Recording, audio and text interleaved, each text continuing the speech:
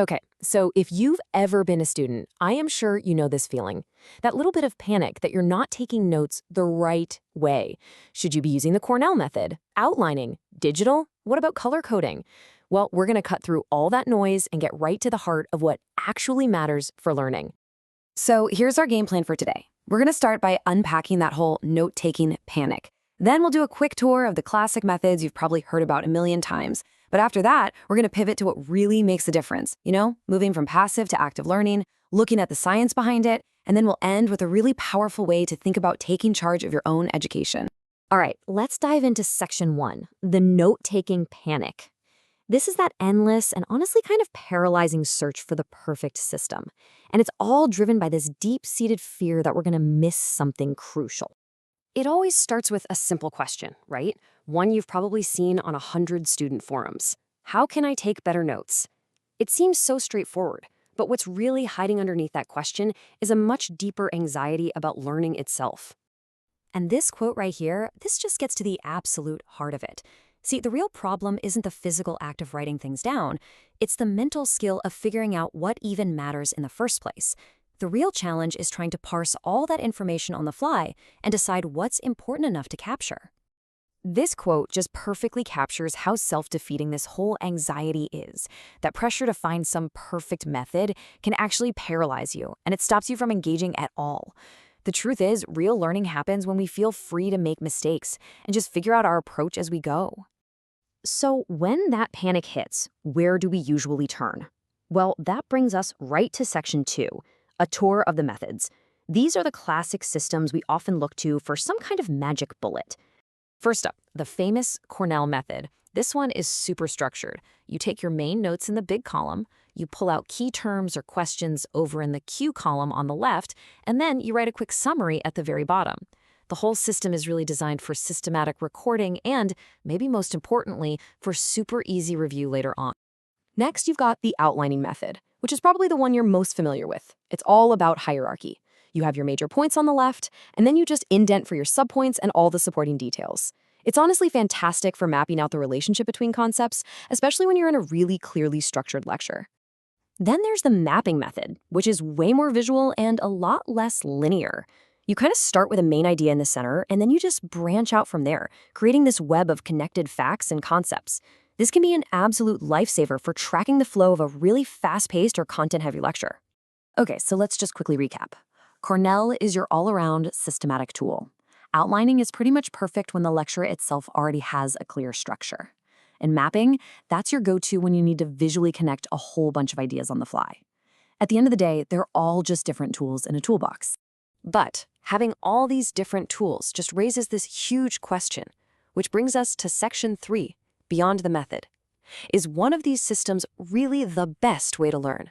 And this, right here, is the real turning point of our whole discussion. This powerful counter-argument from the discussion just flips the whole idea on its head. It says the specific format of your notes might not matter at all. A lot of studies that claim one method is superior often can't be replicated, and that suggests we might be focusing on the wrong thing entirely. Which leads us right into section 4, active versus passive. The real key isn't the system you use to record information, it's how you think about and engage with that information in the first place. This slide shows the difference perfectly. Over on the left, you've got passive learning. Just copying stuff down, hoping you'll absorb it later. But on the right, that's where the magic happens. That's active learning. This is about applying the content, reading the material before class, rewriting your notes after class to really consolidate them, or even just explaining a concept out loud in your own words. That is where real understanding gets built. So, if active engagement is the key principle, is there any hard evidence to actually back that up? Well, that brings us to section 5, the science of spacing. And this breaks down a study on one incredibly powerful active learning technique. So this study compared 2 groups of students. The top graph there shows spaced practice. That's engaging with the material in smaller chunks, spread out consistently over the whole semester. The bottom graph shows massed practice, which is what we all know and love as cramming, just saving it all for right before the final exam. And wow, the results were pretty striking. The students who spaced out their learning, the spacers, they scored an average of 70% on the final exam. That is a huge jump over the crammers at 64%, and especially over those who didn't use the practice app at all, who landed at 61%. But let's really think about what that 9% difference actually means. In many grading systems, that's the difference between a B and an A. That's a full letter grade higher just by changing when you study, not only how. But here's the real kicker. The researchers tested the students again after summer break. The spacers still retained 45% of the information, while the non-users only remembered about 34%. This shows that cramming might get you through the test, but spaced, active learning is what helps you actually remember what you learned for the long haul. And all of this leads to our final, and I think most important section, take charge of learning. The ultimate goal here isn't to find some perfect, pre-made method. It's about building your own active system for real, lasting understanding. To really drive this point home, let's end with this great story from the forum. A geology professor brings a huge tub into his class. He fills it with these giant basketball-sized rocks, and then he asks his students, "Is this box full?" And naturally everyone says, "Yep." But then he says, "Wrong." And he pours in gravel, which fills all the gaps between the rocks. Then he adds sand, which fills the even smaller gaps. And his point is about prioritization.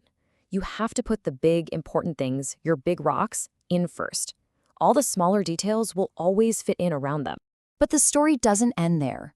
A student then walks up to the front, cracks open a beer, and pours it right into the tub, filling the final, tiny remaining space. And the student's lesson: no matter how full your life seems, there's always room for a beer. It's a funny punchline for sure, but it also ties perfectly back to our main theme. And really, that is the ultimate question. The panic over note-taking methods, that's like worrying about the sand in the beer before you've even put the rocks in place. The real work of learning is identifying your big rocks, the core concepts you absolutely have to master. If you focus on actively engaging with those first, the specific method you use to capture the little details, well, it doesn't really matter. So I'll leave you with this. What are your big rocks?